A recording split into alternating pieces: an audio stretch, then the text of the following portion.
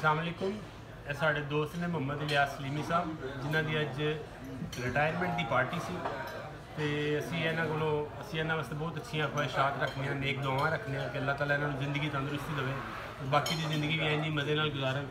ਤੇ ਅਸੀਂ ਇਹਨਾਂ ਕੋਲੋਂ ਕੁਝ ਥੋੜ੍ਹਾ ਜਿਹਾ ਪੁੱਛਣਾ ਚਾਹਾਂਗੇ ਕਿ ਤੁਸੀਂ ਕਦੋਂ ਤੁਸੀਂ ਸਵੀਡਨ ਤਸ਼ਰੀਫ ਲਿਆਏ? मैं स्टूडेंट ਨਾਲ 1974 ਚ ਆਇਆ ਸੀ ਤੇ ਹੁਣ ਜਿਹੜੀ ਕੰਪਨੀ 'ਚੋਂ ਰਿਟਾਇਰ ਹੋਏ ਹੋ, ਕਿੰਨੀ ਦੇਰ ਤੱਕ ਤੁਸੀਂ ਉੱਥੇ ਕੰਮ ਕੀਤਾ? ਮੈਂ 32 ਸਾਲ ਕੰਮ ਕੀਤਾ ਤੇ ਪਹਿਲੇ OSL ਸੀ, ਫਿਰ ਮੁਖਤਲਿਫ ਵਿਓਲੀਆ, ਫਿਰ MTR, ਫਿਰ ਆਖਰ ਤੇ MTR ਜਿਹੜਾ ਜਿੱਥੇ ਮੈਂ ਰਿਟਰਨ ਲਈ ਤੇ ਤੁਹਾਡਾ ਸਾਰਾ ਜਿਹੜਾ ਵਕਤ ਕੈਸਾ ਗੁਜ਼ਰਿਆ ਸਵੀਡਨ ਦੇ ਵਿੱਚ?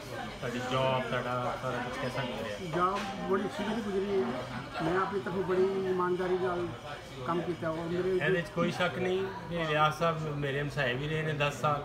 ਬਹੁਤ ਇਮਾਨਦਾਰ, ਬਹੁਤ ਦਿਲ ਨਾਲ ਪਿਆਰ ਕਰਨ ਵਾਲੇ, ਬਹੁਤ ਹੀ ਯਾਨੀ ਕਿ ਮੁਹੱਬਤ ਨਾਲ ਕਰਨ ਵਾਲੇ ਔਰ ਹਰ ਕੰਮ ਇਮਾਨਦਾਰੀ ਨਾਲ ਕਰਨ ਵਾਲੇ ਨੇ ਤੇ ਬਹੁਤ ਅੱਛਾ ਇਹਨਾਂ ਨੇ ਟਾਈਮ ਗੁਜ਼ਾਰਿਆ। ਤੇ ਇਹੋ ਜਿਹੇ ਸਾਡੇ ਦੋਸਤ ਜਿਹੜੇ ਨੇ ਉਹ ਸਾਡੇ ਵਾਸਤੇ ਫਖਰ ਦਾ ਬਾਇਸ ਨੇ ਕਿ ਜਿਨ੍ਹਾਂ ਨੇ ਸਵੀਡਨ ਦੇ ਵਿੱਚ ਰਹਿ ਕੇ ਬੜੇ ਅੱਛੇ ਤਰੀਕੇ ਨਾਲ ਜ਼ਿੰਦਗੀ ਗੁਜ਼ਾਰੀ, ਇਮਾਨਦਾਰੀ ਨਾਲ ਔਰ ਬੜੇ ਅੱਛੇ ਤਰੀਕੇ ਨਾਲ। ਤੇ ਇਸ ਤੋਂ ਇਲਾਵਾ ਅਗਰ ਤੁਸੀਂ ਕੋਈ ਆਪਣਾ ਕੋਈ ਕੰਮ ਦਾ ਕੋਈ ਵਾਕਿਆ ਸੁਣਾਉਣਾ ਚਾਹੋ?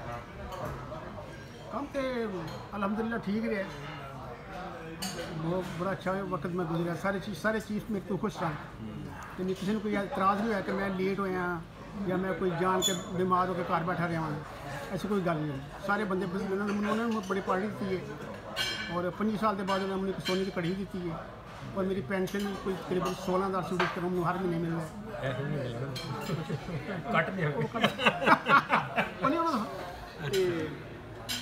ਅੱਛਾ, ਇੱਕ ਸਵਾਲ ਹੋ ਰਿਹਾ, ਤੁਸੀਂ ਜਿਹੜੇ ਆਉਣ ਵਾਲੇ ਨਵੇਂ ਸਾਡੇ ਦੋਸਤ ਨੇ ਜਾਂ ਨਵੇਂ ਬੱਚੇ ਨੇ ਜਾਂ ਨਵੇਂ ਬੰਦੇ ਜਿਹੜੇ ਸਾਡੇ ਆ ਰਹੇ ਨੇ ਪੜ੍ਹੇ ਲਿਖੇ ਵੀ ਤੇ ਦੂਸਰੇ ਵੀ, ਉਹਨਾਂ ਵਾਸਤੇ ਤੁਸੀਂ ਕੀ ਪੈਗਾਮ ਦੇਣਾ ਚਾਹੋਗੇ ਕਿ ਉਹ ਇੱਥੇ ਆਪਣੀ ਲਾਈਫ ਕਿਸ ਤਰੀਕੇ ਨਾਲ ਅੱਛੇ ਤਰੀਕੇ ਨਾਲ ਗੁਜ਼ਾਰਨ?